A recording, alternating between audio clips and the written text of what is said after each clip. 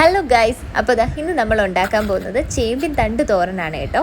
അപ്പോൾ ഇതേപോലെ നമ്മൾ കട്ട് ചെയ്തെടുക്കുക, അടിഭാഗം വെച്ചിട്ട് കട്ട് ചെയ്തെടുക്കണേ. ചേമ്പിൻ താള് തോരനുണ്ട്, അത് ഇതിൻ്റെ ലീവ്സ് വെച്ചിട്ടാണ് ഉണ്ടാക്കുക. വീട്ടിൽ ഇതൊക്കെ ഉണ്ടെങ്കിൽ വെറുതെ അഴുകിപ്പിച്ച് കളയാതെ തോരനും കറിയൊക്കെ ഉണ്ടാക്കി കഴിക്കണം കേട്ടോ. ഇതിനകത്ത് ധാരാളം ഫൈബർ കണ്ടൻറ്റും ന്യൂട്രിയൻ വാല്യൂസും ഉണ്ട്. നമ്മുടെ ഹാർട്ട് ഹെൽത്തിന് നല്ലതാണ്, ഡൈജസ്റ്റീവ് സിസ്റ്റത്തിന് നല്ലതാണ്. ഓവറോൾ നമ്മുടെ ഹെൽത്തിന് ഏറ്റവും നല്ല സാധനമാണ് ഇങ്ങനത്തൊക്കെ ഭക്ഷണങ്ങളെന്ന് പറയുന്നത്. വീക്ക്ലി ഒരു 2 ടൈംസ് എങ്കിലും ഇതേപോലത്തെ ഭക്ഷണങ്ങൾ കഴിക്കുക. അപ്പോൾ നമ്മൾ ഇതിൻ്റെ കൂടെ ഒരു സവാള എടുത്തു, പിന്നെ അത് ആവശ്യത്തിന് തേങ്ങ ചേർത്ത് കൊടുത്തിട്ടുണ്ട്, പിന്നെ 3-4 വെളുത്തുള്ളി ചേർത്ത് കൊടുക്കുക, ഒരു ഇത്തിരി മഞ്ഞൾപ്പൊടിയും കൂടെ ചേർത്ത് ഇതൊന്ന് അരച്ചെടുക്കണം. പിന്നെ ഒരു 2 പച്ചമുളക് എടുക്കുക, ഇതേപോലെ സ്ലൈസ് ചെയ്തിടുക. നിങ്ങൾക്ക് കുറച്ചും കൂടെ എരിവ് വേണമെങ്കിൽ ഇതിലും കൂടുതൽ ആഡ് ചെയ്ത് കൊടുക്കാം കേട്ടോ. പിന്നെ പാൻ വെച്ചിട്ട് ഓയിൽ ഒഴിച്ചതിന് ശേഷം നമ്മൾ അരിഞ്ഞു വെച്ചിരിക്കുന്ന എല്ലാം കൂടെ ചേർത്ത് ഇതേപോലെ ഒന്ന് ഇളക്കി ഒരു 2 മിനിറ്റ്സ് ഒന്ന് അടച്ചു വെക്കണം.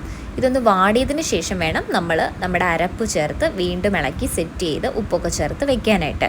ഉപ്പ് ചേർക്കുമ്പോൾ ഓർക്കുക, ആദ്യം കുറച്ച് ചേർക്കുക, പിന്നീട് നിങ്ങളുടെ ടേസ്റ്റിനനുസരിച്ച് ചേർത്ത് കൊടുക്കുക. ഒരു ഇത്തിരി വെള്ളം ചേർത്ത് കൊടുക്കുക. എന്തിനാണെന്ന് വെച്ചാൽ അടുക്കി പിടിക്കാതിരിക്കാൻ വേണ്ടിയിട്ടാണേ.